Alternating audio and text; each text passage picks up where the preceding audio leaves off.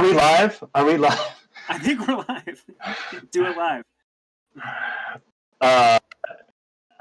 Hi. Welcome to the Team Serious Virtual Realm. I'm Nat Mose, and I'm here with Jake Hilty, and we are hosting the first middle school event of the Team Serious Virtual Realm. So we're going to be watching some middle school Magic.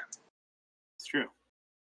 For those of you that aren't familiar, middle school is from the 4th edition Ice Age era all the way up through right before the modern frame starts. So we got everything up until 8th edition and everything starting from kind of Ice Age 4th edition Chronicles. Those all kind of came out within a couple months of each other, so it's hard to just, point at one, but yeah. Yeah.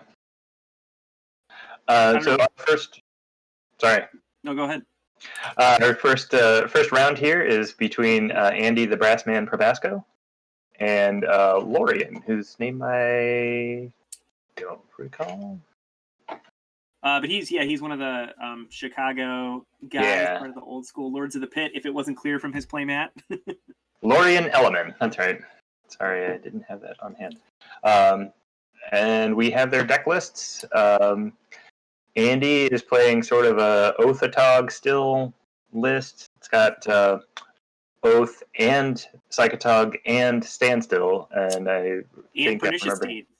And Pernicious Deed. Like his plan was to switch from Oath to Standstill or vice versa, depending on his opponent's strategy. Yeah. And then Lorian is actually kind of excitingly trying out Tinker. So Tinker recently came off the ban list. We've done. There had been a lot of testing and stuff, but we wanted to see that in action. So I'm excited to watch it here against one of the components of all of the best decks in the format, I think. Right. Yeah, Oath, Tinker, Standstill, Psychotog, all of these are big players in the format, and they're all here. Yeah. I think they're offering each other splits.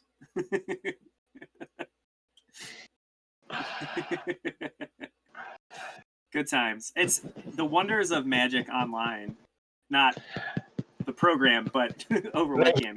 Well, it's been interesting because we started this sort of in reaction to the quarantine, where it was if you're not allowed to go to your local game store and play, you kind of got to figure out a different way to get around that. If you're not on Magic Online, don't have a Arena account, and this is we found this is a good way to play and feel like you're actually playing against a human rather than against a sort of faceless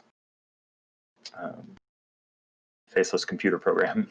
Yeah. So players here are we can't hear them, but the players are able to talk to one another and explain what's going on. There's probably some trash talking and and after the previous event, my sense is that it actually did feel a lot like playing Magic with your friend. I mean, like the way that it works tends to work pretty well. You can see their screen. We're missing the action here. We got some exciting stuff going on. The Masticore on board. Yeah. Andy, what's he doing?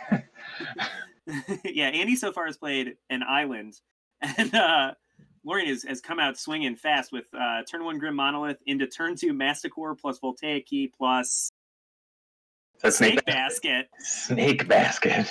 I am pumped. Yeah. Interestingly, all cards that were illegal before Tinker was available in the format. I have not seen somebody go the kind of big mana artifact strategy up until now. So Snake Basket is pay an X cost and make snakes, right? Sacrifice it and make X 1/1 snakes. Are they poison snakes? No, they're not. They're not poison snakes. They're just 1/1 snakes. Okay. 1/1 green snakes. Yeah. I didn't remember if they were the token essentially from Serpent Generator, which is also in this format, but which is probably not being played. Yeah, I would assume it's not. They're not playing that one. So man, I feel like this is a good time for Oath, but it looks like he's passed back. So Andy's in some trouble. I wonder if he has. Well, he does always have Pernicious Deed, which is a pretty big. Yeah. A pretty big swing here against. Well, it's interesting. So it's a good time for Oath. It is not a good time for Standstill. So yeah, Standstill does not seem ideal here. That's the danger of playing both. If he has the wrong half of his best cards in the format deck, he could be in trouble. Yeah. So I wonder if he's if he's going to make snakes or if he's just making another big creature. Make Lorien, 7 snakes. Yeah. Yeah, Lorien has a bunch of mana, so. Yep. Looks like he's going the snake route. So Andy is in a rough spot here. Facing down 11 power, and with not a lot to show for it. I think actually Oath is too slow at this point. Yeah, Oath would be pretty bad. I mean, he does have the Pernicious Deed. I don't think Psychotog saves him against that kind of power. No, unless it had haste. Morphling doesn't save him. Yeah, if Psychotog had haste and flying, it might be able to get there, but I don't think that he has any way to do that in his list. Yeah. Haste and flying. Let's see, does he have Cunning Wish? No, he can't. Yeah, I don't think he has room for it with all the other stuff. Yeah. Looks bad for the Brass Man. It does. It does look bad for the Brass Man. I think Pernicious Deed would leave him alive if he played it this turn. So he needs... He has the mana for it. It looks like it. Yeah.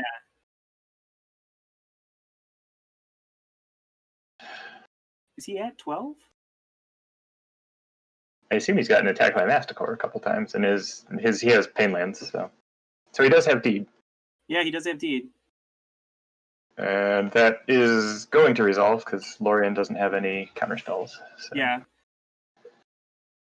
Yeah, I think Andy's was wrong. I think it was correct that he was at 15. So yeah, I think he hit his out for not dying. I'm not going to say he's going to win, but this is a potential big swing. He also needs another land, assuredly. And even then, as we all know, Masticore can regenerate. So. Yeah, Masticore has a bunch of abilities. They're all good. Oh, interesting. He blew the Deed for 0 now rather than blow it for 4 on his next turn. I kind of wondered if he might. He might have a different way to deal with the Masticore as well. That's true. Well, and also that's a thing you can race with Oath. I mean, there are outs. Yeah. Well, it's a thing you can even race with Psychotog, things like that. Yeah. Mm-hmm. So yeah, I think this is a pretty good line, assuming that he has some more action in the chamber. But a pass is a little bit scary. I don't know that he has a lot of instant speed interaction for that Masticore. Right. Yeah, it doesn't look like he's going to be able to get rid of it off the board. I mean, he's fighting it hand to hand. He's either got Psychotog, Morphling, Oath. Yeah. And of course, Oath only gets him Psychotog or Morphling. So. Exactly. He does have manlands too that can block at some point, just to buy turns. But we haven't seen any yet. Fact or fiction? I think. Isn't that accumulated knowledge? Oh no, it must be fact or fiction. Yeah. Sorry. Hard to tell on that. Andy has a lot of foils. It can be harder. The screens are a little tiny for me too. I guess I could zoom in on them.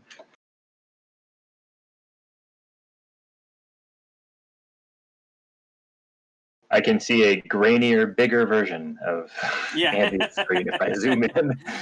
Yeah, it's a little bit tough, just because people have a lot of different webcams. That's been a hard thing also to get during the quarantine. So yeah. Thankfully, Magic is a game where we're used to looking at things upside down and across a table, so it can be a little bit easier to determine what's there. And there's a lot of from the commentator perspective, there's a lot of looking at contrast and seeing what different colors in various blobs are on the various cards. So yeah, and I'll also say I might be wrong here, Nat, but I spend a fair amount of time looking at middle school cards, so the basic colors of them work for me a little bit. Yeah, I understand. So we have the pile split there. Andy takes the smaller pile of 2, which I didn't see exactly what it contained because I wasn't paying attention. But his Fact or Fiction is ready to attack at a moment's notice. And that's an Oath. Yeah.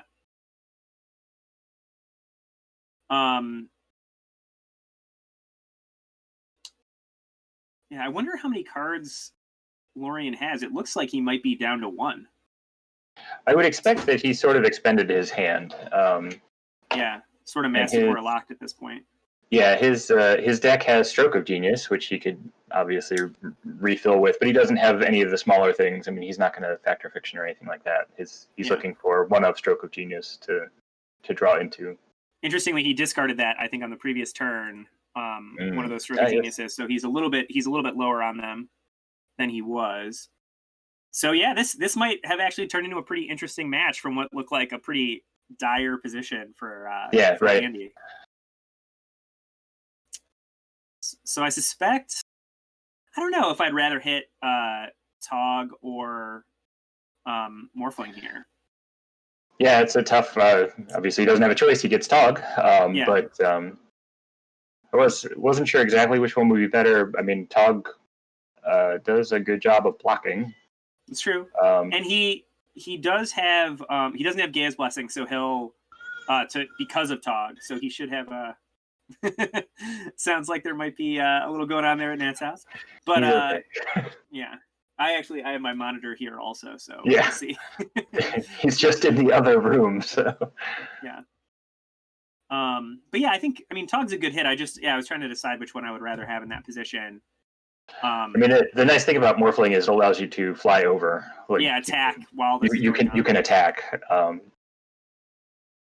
And I think the difficulty is Andy gets one shot here to Oath until his opponent plays a creature. So he's not going to... I suspect, since this appears to be during Andy's turn, that we might be seeing a Stroke of Genius. That's exciting. Oh, so I was wrong. I'm mistaken. Mastercore was pinging Psychotog. Oh, okay. To try and whittle away at Andy's graveyard, make Psychotog a little bit less effective. Yeah, so that's another reason actually to be happy about the Morphling here if you can hit it. Yeah.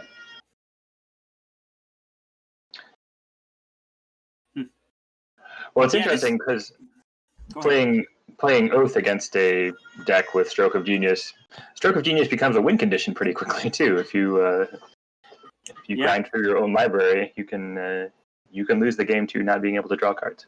Yeah, with the amount of mana that he has in this deck. Although Andy does, I think, have 3 more hits, right? He has 2 other copies of Psychotog and a Morphling. So he's not going to put himself in a bad situation unless he gets very unlucky. But it is still a consideration, I'm sure. And I suspect, though I'm not positive, that Andy probably has a few counter spells at this point in his hand. Just because he hasn't had the opportunity to counter anything else and has only played anything. Yeah. Right.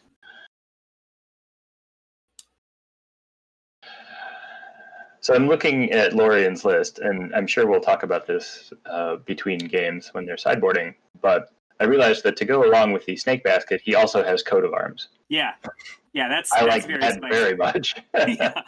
Well, I saw that first before I saw the Snake Basket, and I was trying to wrap my head around it. I was like, that doesn't make sense. I mean, you buff your own Masticores, all 4 of them. Yeah, but as it turns out, the Coat of Arms Snake Basket combo is pretty good. So I think Lorian scooped there. He tried to resolve Stroke of Genius and could not. And then as a result, that had to be the only card in his hand, and so Mastercore was going to die. And oh yeah, yeah, that's tough. I mean, he's probably right to scoop there. I think unless he can kill the Mastercore, the Psychotog that turn. Although I guess. He has to do it in that turn cycle or he loses his Mastercore, and then he has to get pretty lucky to get out of that position. Right. And then Andy gets to, hit Oath if he tinkers anything into play that's a creature. Yeah, it came to a tough spot. I guess that's the thing is if Mastercore goes away there, he has the opportunity to Oath. Not that turn, but the next turn. Yeah. Yeah, let's... I think we should take a look at their sideboards here and their deck lists and talk about them.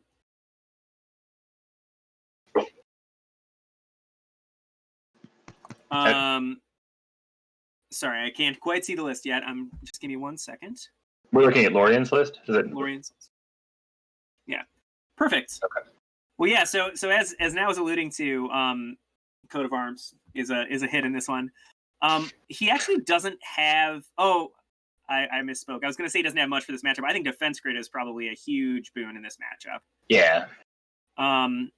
Outside of that, I don't know if you really care about many of the other ones. Maybe Rushing River as a way to bounce the Oath itself.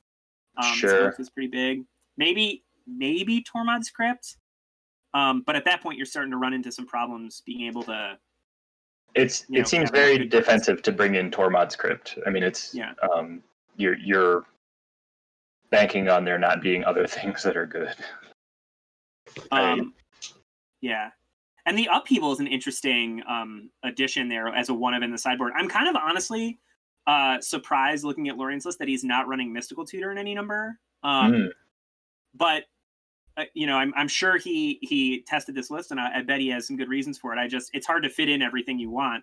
But I suspected that most of the Tinker list we saw would be running Mystical Tutor. So, and especially with like one of's like Upheaval or the two of Rushing River.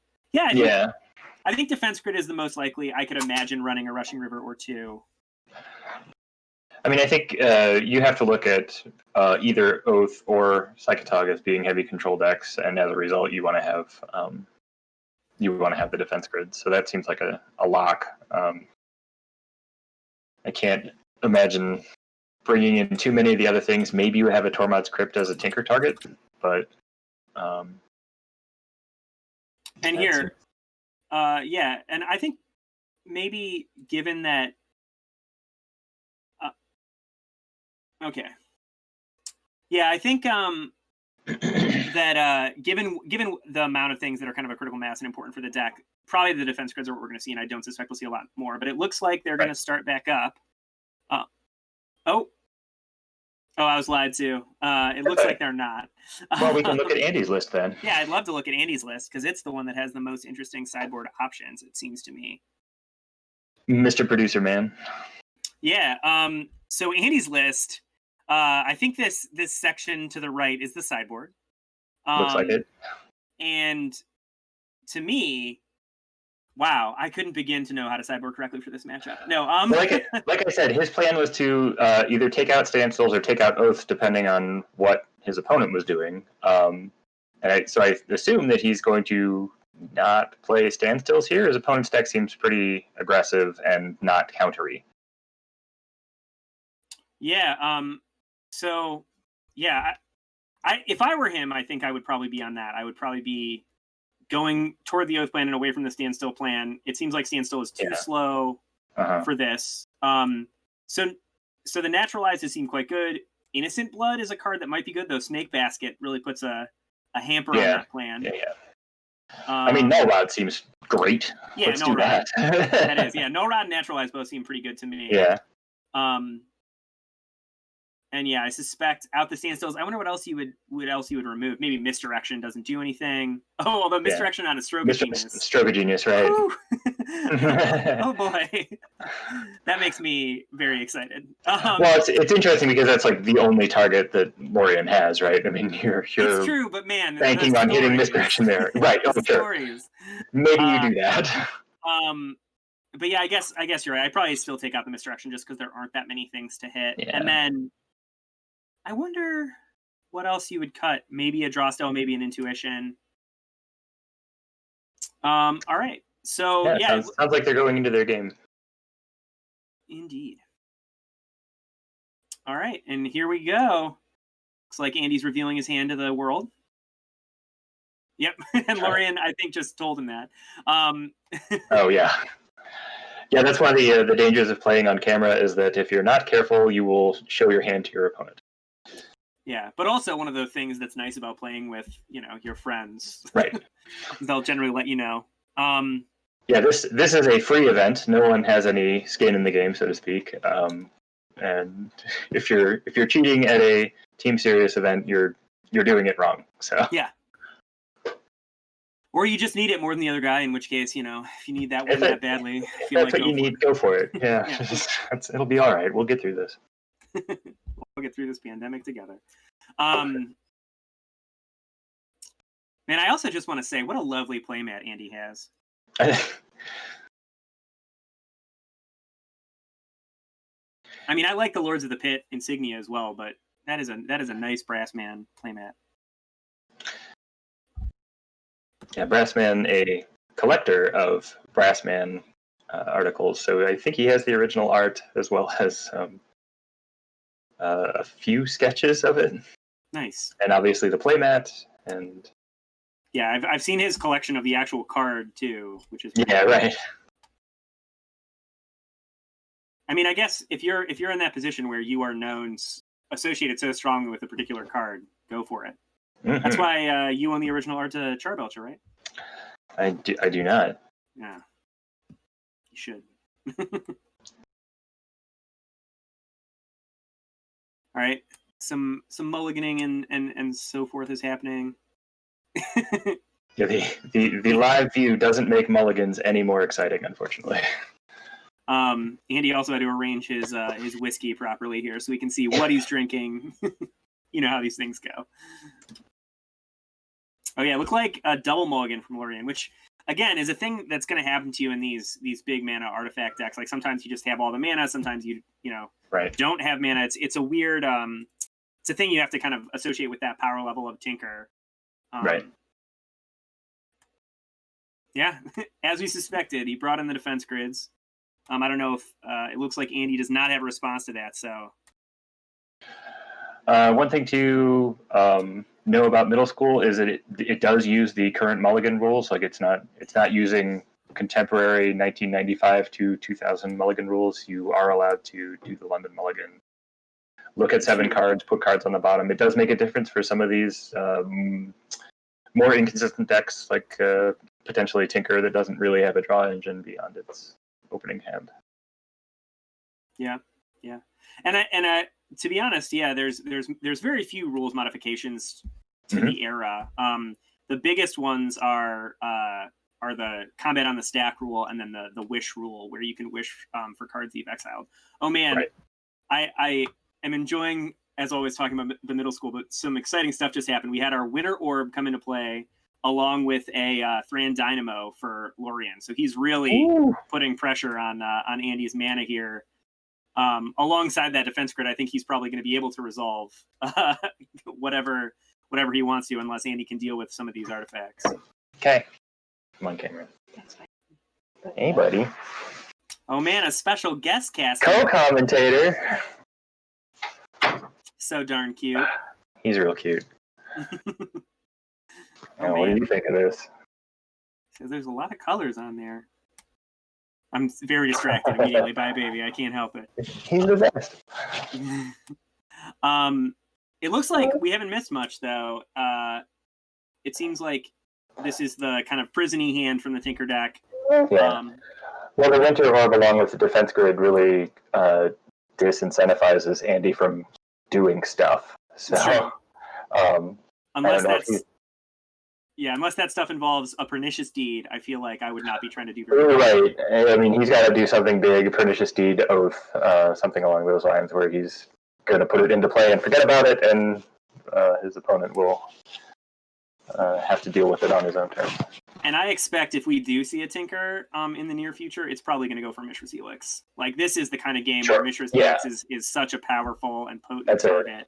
A very lockout card at this point. Yeah. And honestly, to me, feels like one of the most powerful cards available from the Tinker deck in general.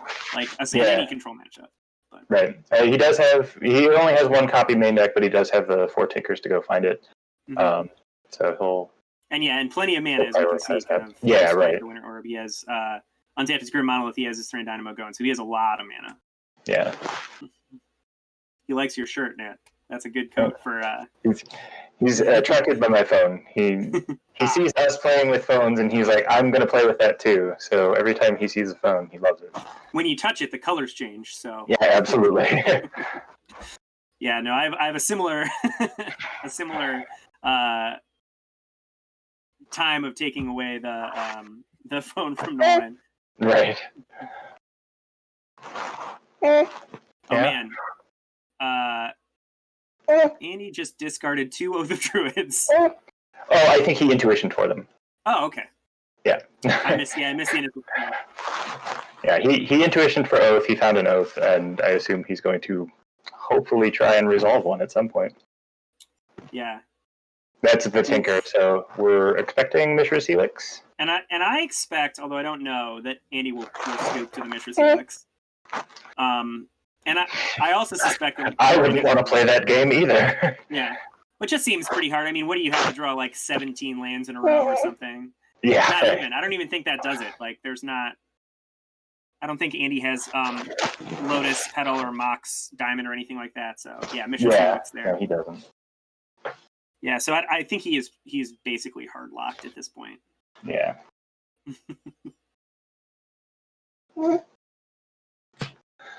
I know, so many entertaining things, so many wires, things you can grab.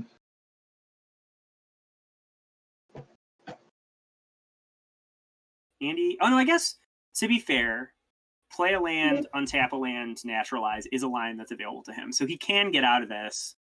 It's not an immediate scoop. It gets bad if he scooped. If he doesn't have, I was gonna say if he doesn't have another land, it gets a little bit tougher because he can wait until his upkeep to tap the next time. And sure. It's pretty much locked out. They are, I think, going to game 3. They're going to game 3, right? I think I'm fairly certain that Andy won game 1 on the thing. So in the meantime, we can talk a little bit more about the matchup. But yeah, I suspect that I think they're going to game 3, unless we misunderstood the ending of game 1, which is possible. It's hard to say because we can't hear them, but my interpretation of game 1 was that Andy won because he was going to have Psychotog on board and his opponent was going to have no cards in hand and no Masticore. Oh yeah, Andy is talking about sideboarding, so they are moving to game 3. Yeah.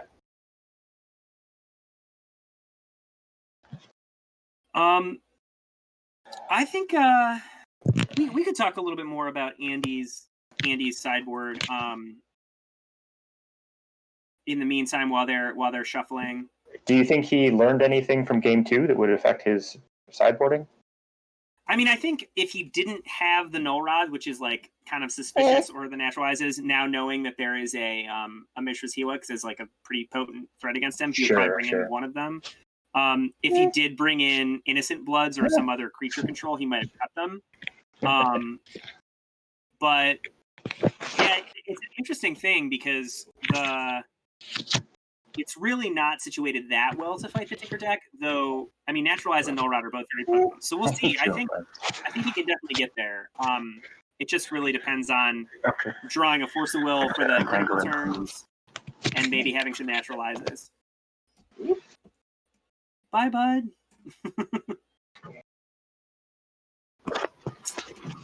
Yeah, so looking at Andy's deck list, I think, the most potent things are still the most potent things. The Pernicious Deeds that he already has main deck, and then the Naturalizes and Null Rods. I wonder if potentially he is going to cut some of the draw spells for that 5th piece of hate. Sure. In addition to the misdirections and the standstills that we guessed that he took out. So maybe like the 3rd Factor Fiction or something. The Duresses still seem very strong, if you can get them on turn 1. But so I wouldn't want to cut them, but I can imagine cutting them too because they get so much less potent over the course of the game. Yeah, they get worse. Yeah, I mean, I kind of doubt that he brought in the Deep Analysis, but I know he was looking forward to playing that alongside the Oath. Like if he brought in the Oath, he might have brought in the Deep Analysis as that could even serve as a replacement for his any draw spells that he takes out. Obviously, that's a cost. I mean, Deep Analysis is also just such a good card in any matchup where you're playing against the control decks. Like I know he played Psychotog. Actually, Andy is now that I'm remembering, is our eternal weekend champion of middle school from the previous year. And he played a Psychotog deck, and that was a classic move for him to just bring in Deep Analysis out of the board or wish for it. Or you can't wish for it. Wrong wish. Well, it looks like they're shuffling back up. So I think we can probably jump back to the match here. Yep. And Andy led off with Basic Island, which is, it's a good place to be. I'm going to input some of our other match results. We have Christian, Big C, winning over David. Oh, he had a lot of big talk during the kind of the pre-meeting, so we'll see what he's playing in a little bit. See, he won 2-0. John Hammock won 2-0 over Kevin Nelson.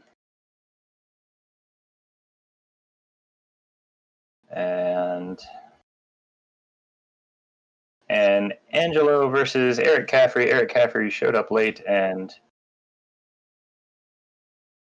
took the loss. Yeah.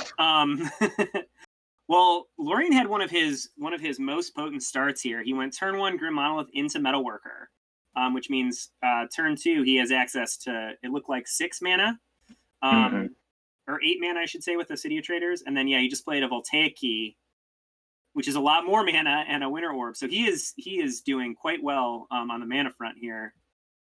Which maybe it's a Snake Basket hand, or maybe he's just going to bust out that Mishra's Helix, from hand. Who knows? So we'll see. Focusing back on the match now.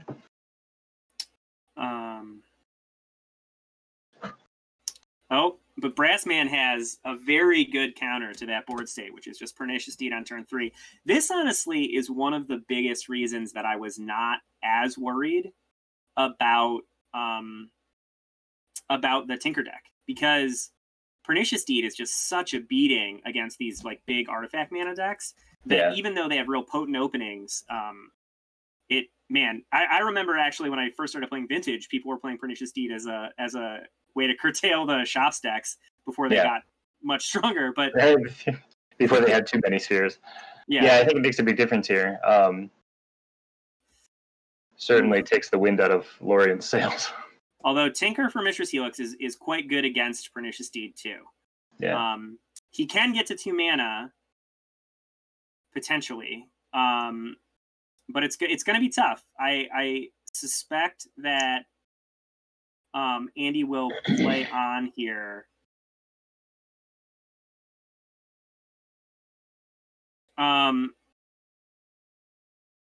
Yeah. So right now, Lorien is explaining to him that Winter Orb is in play. By the way,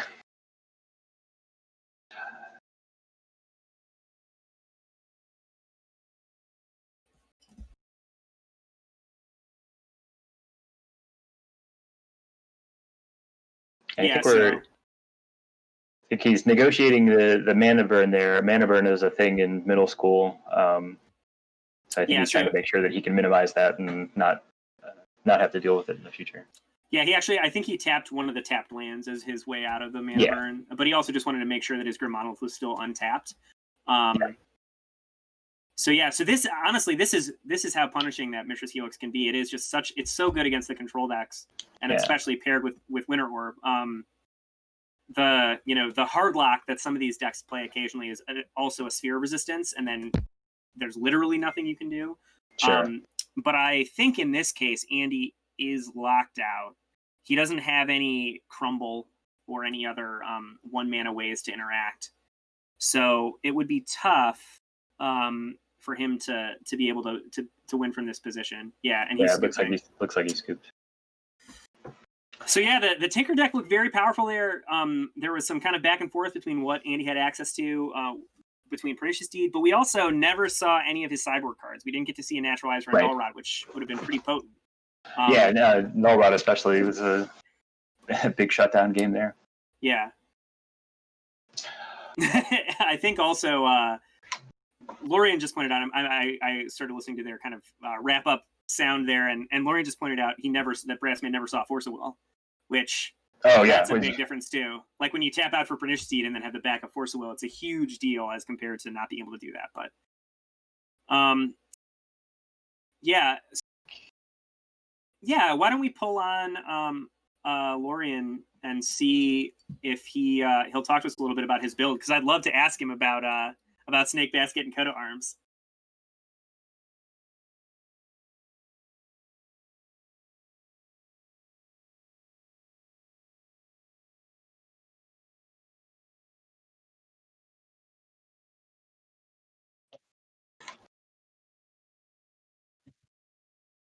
Welcome back.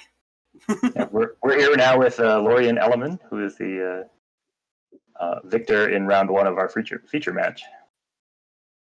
And yeah, he was playing a really fun Tinker list. We were in awe over Snake Basket plus Coat of Arms as as available cards.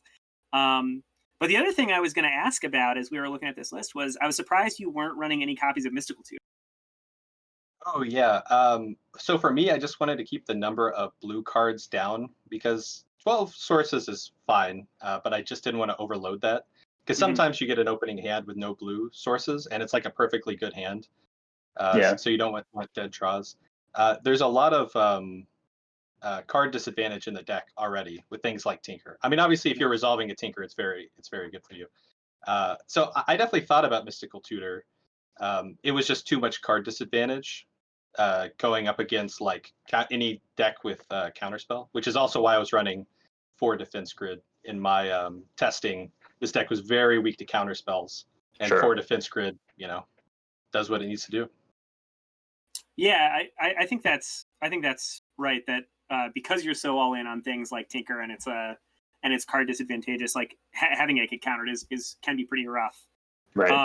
I was going to say, I know some people like it a lot, and some people don't. So how have you felt about the meta work? It was obviously good in some of your games here, but I know some people have been wary of it just because it's like such a draw for all the removal spells. Yeah. Yeah, absolutely. It is really fragile. I mean, this for me is like a spice deck that can get a little more spiky because it has Tinker in it, But it is running Coat of Arms, which is ridiculous. So yeah, I mean, it's what I found was that. Well, I guess what you would replace it with like a Worn Power Stone for the same. For the same mana cost. So basically, the deck is kind of has to be all in certain ways, and one of the ways that I think it has to be all in is with Metalworker. And if you want to get those sweet like 12, 18 snake turns, you need like Metalworker and Voltaic Key.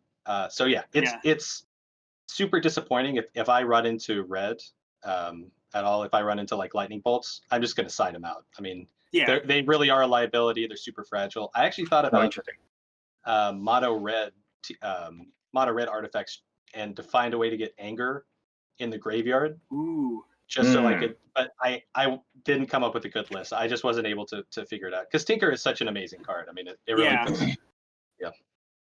No, we've also talked about. I know there's been some chat in the middle school Discord and some other places about trying to get like a tools and tubbies kind of a thing going with like Tinker, Survival, Welder, and like a bunch of. But it is hard to get all the pieces in, and especially the mana starts to be tough if you're trying to be blue-red or something like that. So, I do know though I've seen people run Wildfire, like the mono red with big artifact mana Wildfire and had some success. Although that's definitely a little bit antithetical to Snake Basket, so I understand you prioritize getting a bunch of snakes into play. Yeah, I suspect that I'm going to spend a lot of time today getting out a lot of snakes and then watching them get immediately destroyed. That's hey, we saw that here. Yeah. Oh man, that was so disappointing. It was as soon as he tapped 3 mana and I saw the black, I was like, oh god. Oh no, yeah. I got my snakes. I did though have that moment in your opening in the first game where I was like, oh no, Tinker is too good, and you didn't even play a Tinker. It was just one of those openings where I was like, how's Andy going to get out of this? And then the Pernicious Steed made it an interesting game. Oh yeah, for sure. Yeah. Oh yeah, and in the end of that game, we were kind of chatting about options. You tried to cast a Stroke of Genius. Is that what kind of ended things? Yeah. You had 1 card left. So I had already discarded 1 Stroke, and the problem, I mean, I really don't like Masticore. I think it's necessary for a lot of matchups, but I wouldn't play it if I wouldn't have to. But I was Masticore locked. So earlier I had a Stroke, and I don't know how much mana he had open, but I was just afraid of the counterspell. If I Stroke on my upkeep and he counters it, then I have to sacrifice Masticore. So I thought that I still had a good clock, so I just discarded it. Then the second time he was so far ahead, had a Psychic Tog that could have been lethal. So I couldn't attack. I had to stay back on blocks. I had the stroke in hand. I was losing that game, and so I thought the only way that I could win was, just upkeep stroke, hope it resolves, get some extra cards, and then so when he countered it on my upkeep, I just had to sacrifice the mass score, and the game was over. Yeah. Well, and you pared it down a little bit by trying to shoot it on his turn, so he had to get rid of some cards in his graveyard, but he just had too many cards between graveyard and hand to get by him that way. Yeah, I maybe didn't play as tightly as I could have. I mean, maybe I could have tried to just like ping the Psychotog turn after turn after turn, but it seemed like he had so many cards in hand that he was just going to take it over. No, I mean, it's tough. I've been in that spot a lot where you're just like, this Psychotog is in play. He has 7 cards and I have 1. Like, what are we going to do? Right. But yeah, no, overall the list looked really good. So you brought in the defense grids. Were there any other sideboard adjustments? We said, there was some possibilities. We didn't think you were probably likely to bring in anything else, maybe the rushing rivers. Brought in the rushing rivers, yeah, because the main problem that I dislike about this deck is that it doesn't have many answers to anything. So if they drop like a null rod, I'm pretty defenseless. I don't feel like I can run a null because I'm running 4 defense grid. Yeah. So I even thought about running 3 or 4 bounce effects. But yeah, I brought in the rushing river and the upheaval, which maybe, I mean, I don't know. I haven't tested this deck that much, so I would not say that I have the ideal strategy. But welcome basically to middle school. Bounce. Yeah. Well, Tinker was recently unbanned too, so I mean, you don't really have a ton of need to test yet. Yeah, I'll probably be bringing in rushing river in every game just because I don't know what my opponent's going to have, and I need to be able to. Anyone can play null rod. Yeah, exactly.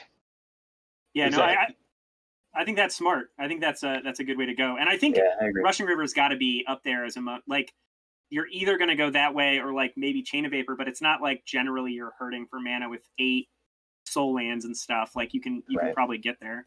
Yeah. And I like the fact that you can like tap it with the City of Traders and then sacrifice the City of Traders if you've got other lands in hand.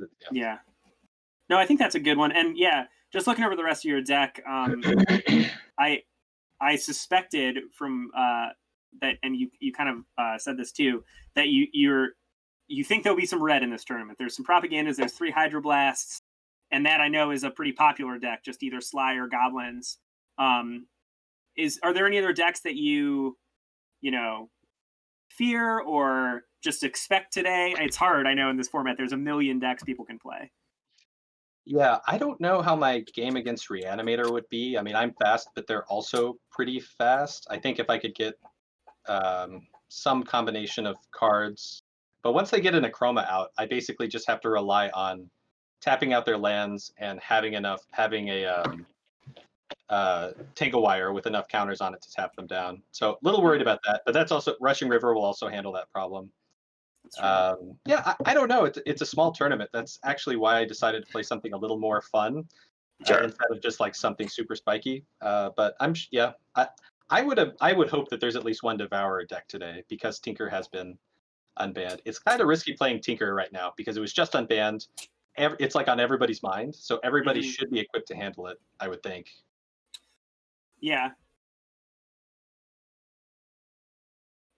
Oh yeah. Andy was his other choice for the thing was the Devourer attack. I think he told me that a lot of that had to do with just the fact that he owns it's one of the few cards he's ever spec'd on was Phyrexian Devourer. So he owns 100 of them. He's like, I want to play it once. But I thought his list was kind of fun too. The Tog, I forget what name he gave it. Tog Still and his Tog Still, I think was it. Yeah. Oh god. Well, because of the deeds. Because of the deeds, right? Yeah. So I'm hoping we'll see a lot more kind of exciting decks too. I don't know. I haven't looked through all the deck lists yet. I'm not sure if there's more Tinker. But no, I'm excited that you played it at the very least, and hopefully we'll get to see some more fun decks on stream here. I think we're getting pretty close to the end of the round, though.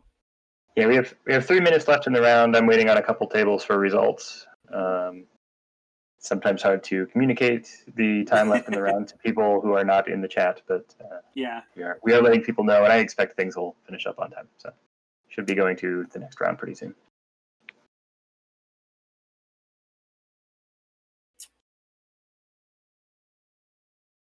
Yeah. Well, I was going to ask you one more question, Lorian, just because you're in a different middle school meta than I am. And that's Have you seen any cool decks recently besides the Tinker decks or your Tinker deck? I feel like there's always somebody making something crazy. Yes. So there's one. David Velasco is playing an Esper Wizards deck that's pretty awesome. So it runs Shadow Mage Infiltrator, it runs Void Mage Prodigy, and it runs Meddling Mage. Nice. So they're all just like these nasty little creatures. Just runs tons of like cheap. I think it has Cabal Therapy, Source of Plowshares, Mana Leak, Force of Will.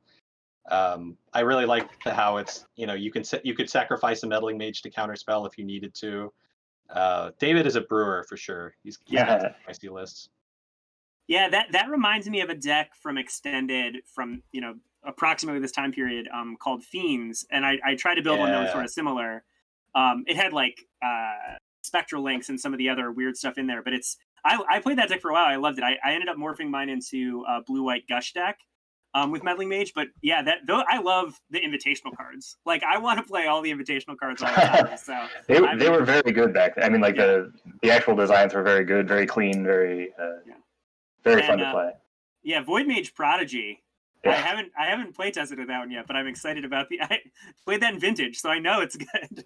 So I was playing some games with David last night, and I think I had like 2 or 3 defense grids out, and then he drops Void Mage Prodigy, and I'm like, well, fuck. I guess guess my spells are countered now. That's really powerful. That's cool. Yeah, we'll keep an eye out for him for a future match. That's a fun one. Nat, do you have any questions before we sign off here for this round? No, I think I'm good. We have all the results in for this round. We're going to pair round 2 imminently, and we'll get started on that. All right. Well, thanks, Lorian. And I think we're going to go to our we'll be right back screen, but we'll see you guys pretty shortly since the round is done. So probably just a couple minutes. So stay tuned. Yeah, thanks.